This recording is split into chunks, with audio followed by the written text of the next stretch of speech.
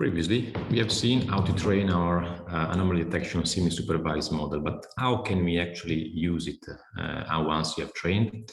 Okay, for that, we have again to invoke one of the service from the anomaly detection group. You can see here, okay, let me close this here. You can see here that in the Mini.io storage that I have been discussed earlier, we have now 3 additional files. The actual neural network model after the training, the statistics associated to this neural network model, and with those statistics, there is also inside this statistic there is the accuracy computed on the training data, and the actual optimal threshold to be used. And as I told you earlier, user can specify their desired threshold if they have some domain knowledge, but if not, they can also let the service to automatically optimize it. And the automatically optimized one, the optimal value, is stored inside here, inside these files here. And finally, we have the actual scaler used to normalize data. Okay, once we know these things, we can now decide to launch our anomaly detection model in inference mode. So we can launch it on new data and see and make actual prediction, actual classification. Since we are still considering a semi-supervised case, we'll be using the inference service referred to with the number equal to 1. We will use one CPU. Just for the sake of trying, we will use half a gigabyte of RAM memory, but 200 gigabytes should be more than enough anyway.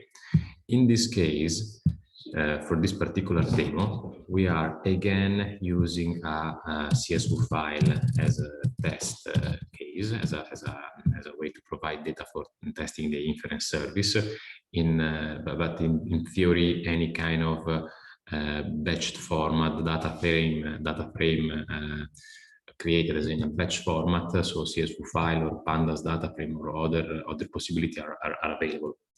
The difference compared to earlier is that now we won't have to specify any label column, but we will have to specify the name of the file name, the name of the trained model.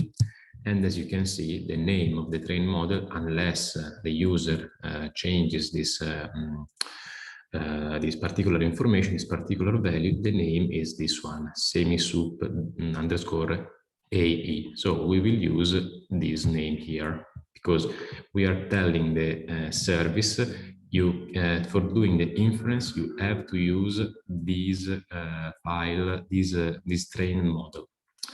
Again, we specify the separator, a series of default value. In this case, this parameter does not count because these are used only for the training part. For the scaler and the threshold, we won't specify any particular value because we want to rely on the service itself to automatically find the optimal scalar value. So given this name, you see that the scalar file has a very similar looking name. So the service automatically, if you don't specify an additional name for the scalar, will look at this scalar for normalized test data, and it will look to the threshold specified here to actually do the anomaly inference. So we let none and none as a default value, as value to the dashboard orchestrator. Then again, we still have to provide the information related to the Mini.io storage area. So we provide this information. Then we also provide information, the credential to access to the pass orchestrator. So here we have provided all the data. Now we can submit our job, and in a similar fashion as earlier, we will see that our job has been submitted. Now the creation of the job is in progress. This is the deployment identifier. We see the creation starting time. It has to be deployed yet. So now we are seeing that the PAS orchestrator is let's say, looking at the Tosca template used to specify the input required by this job, by this service, and is deciding where to deploy it. After this operation, now you see that it has been deployed in this in this cluster again, because this is the cluster devoted. These are the hardware resources devoted to the WP3, and in particular for this demo.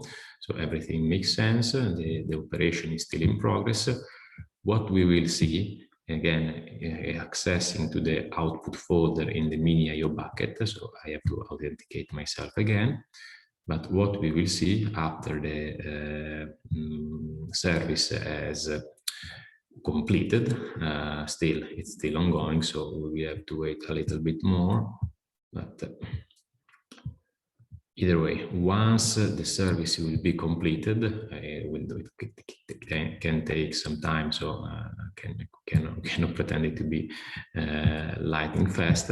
But once that has been done, what we will obtain, it will be a series of semi-supervised predicted label. So we will obtain a file, a Python file, a Python binary file with this exact signature, with this exact name, and this will contain the predicted label, so the classification of each point in the test set. So for each point in the test set, our semi-supervised neural network will decide if the corresponding point was referring to a system in normal state or to a system in an abnormal state, depending according to the machine learning, deep learning neural network trained by the previous service.